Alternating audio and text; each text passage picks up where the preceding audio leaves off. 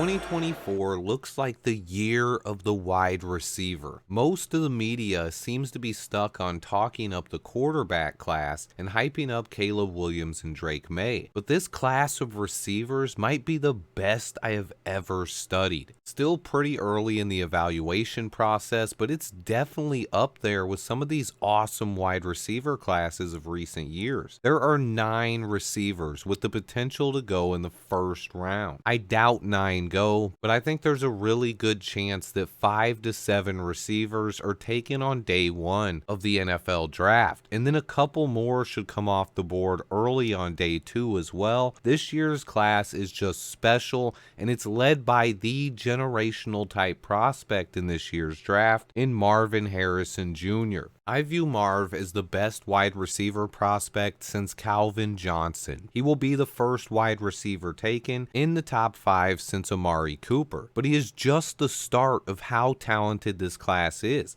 If it wasn't for Marv, then I think Rome Odunze could potentially be garnering a lot more hype. He is also a freak talent. Rome is special and actually has more weight to him than Marv. He has the size and profile for scouts to fall in love with at 6'3" and 215 pounds. But you can't overlook Malik Nabers either. He is also talented enough to be the first receiver taken in most years. But I'm looking for a bigger bodied receiver this year. If Marvin and Rome aren't quite to your liking, there are more X-type receivers all over this draft class. Keon Coleman, Adonai Mitchell, Xavier Legit, Johnny Wilson, and Troy Franklin. And then you have Malik Nabers, Xavier Worthy, and Emeka Egbuka if you're looking for more home run threat speed receivers. This receiving class is just special. Talented players will be coming off the board early and often for the first 2 days of the upcoming NFL draft. I will be diving deeper into these prospects all off-season long,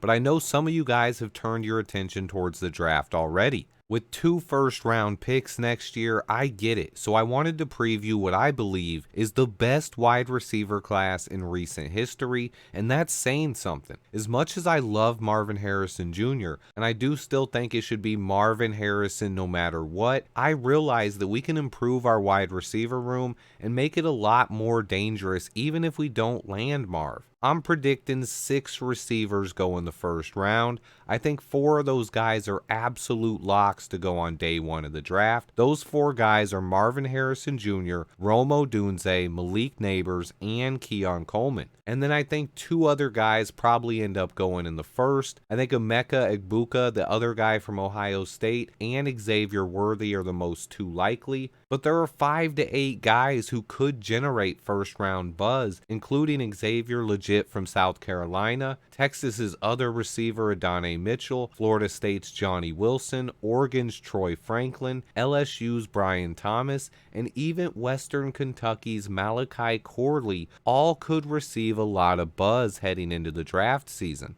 I think there's a slim chance that up to 7 receivers could go in the first round, which would be insane, but that's just it. This class is stacked at the receiver position. It's a perfect year to spend a first-round pick at wideout. Most of you know that Marv is my favorite player in this draft. I also like quite a few edge rushers as well, but that's for another video. But if I had to pick a second favorite wide receiver, it's tough. I would be excited to add almost any of these guys to the roster, but there are only 2 that are perfect fits to me outside of Marvin Harrison Jr., and those would be my top 3 receivers that I want to see in Chicago. Marv is my clear number 1, and then at number 2 for me, a guy who would be wide receiver 1 in most draft classes, it's Washington's Rome Odunze. He has the perfect size for an X receiver, and I think he would pair perfectly with DJ Moore. And at number 3, I have Keon Coleman for the same reasons. He's a freak athlete who has insane concentration to come down with some special contested catches. Oh, and he's also 6'4", 215 pounds. This is where a lot of you guys might be like, Swift, don't forget about Malik Nabers. Here's my thing with Malik Nabers. He is special. He will be a great wide receiver in the NFL, but to me, he's not the perfect fit for the Bears. His comp to me is is somewhere between DJ Moore and Stephon Diggs, and we need a bigger possession threat to pair with DJ Moore, in my opinion. Guys who are the best fits in Chicago for me are like this: Marvin Harrison Jr., Rome Odunze, Keon Coleman,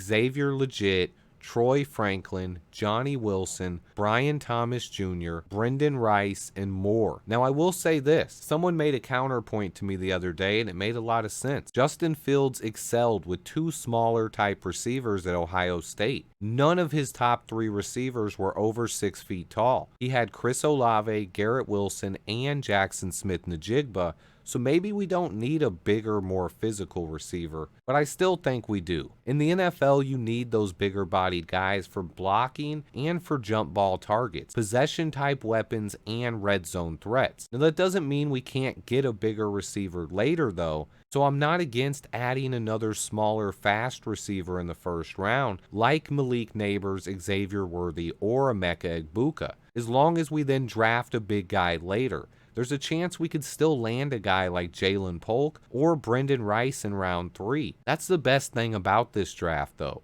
This wide receiver class is just special. There are talented guys with different skill sets all over the place, but there are at least a handful of guys who profile as potential #1 receivers in the NFL. That's big, and that's something this offense could really benefit from. My dream is landing Marvin Harrison Jr. or Rome Odunze. I honestly think as special as Marvin is, I don't think I would be very disappointed if we ended up with Odunze. Now, that being said, I would also be ecstatic with Malik Neighbors or Keon Coleman as well. But Marv is still my #1 guy. I think he's the safest player in the draft. He's my #1 player on my big board and the closest thing to a generational talent that there is in this draft class. But landing the #1 pick is another franchise-altering opportunity for Ryan Poles. So with that being said, I am in favor of trading down and setting up this franchise for sustained success and optimal flexibility going forward. I think it's important that Ryan Poles adds one of these receivers, though. It's a special class and it's the biggest need on our roster. It just makes too much sense. I will be studying these receivers all offseason long, and you guys know I'll have you covered leading up to the draft. There are also some potential free agent options at the position as well, such as T. Higgins, Michael Pittman, Mike Evans, and more, although I doubt most of those guys hit free agency, but I believe the opportunity to improve our receiver room is right in front of Ryan Poles' face heading into the offseason. I think DJ Moore is a stud, and Cole Kmet is quickly ascending into a top 10 tight end in the league, but we need more weapons on offense. The NFL is a passing league, and if you look at any playoff team in the NFL, they have the weapons on offense, and the Bears need to use this offseason to catch up. As always, I appreciate everyone who watches the videos. Let me know what you thought of the video and any comments you have. Always love reading your guys' comments. Remember to hit that like button for me. Stay tuned, and until next time, bear down.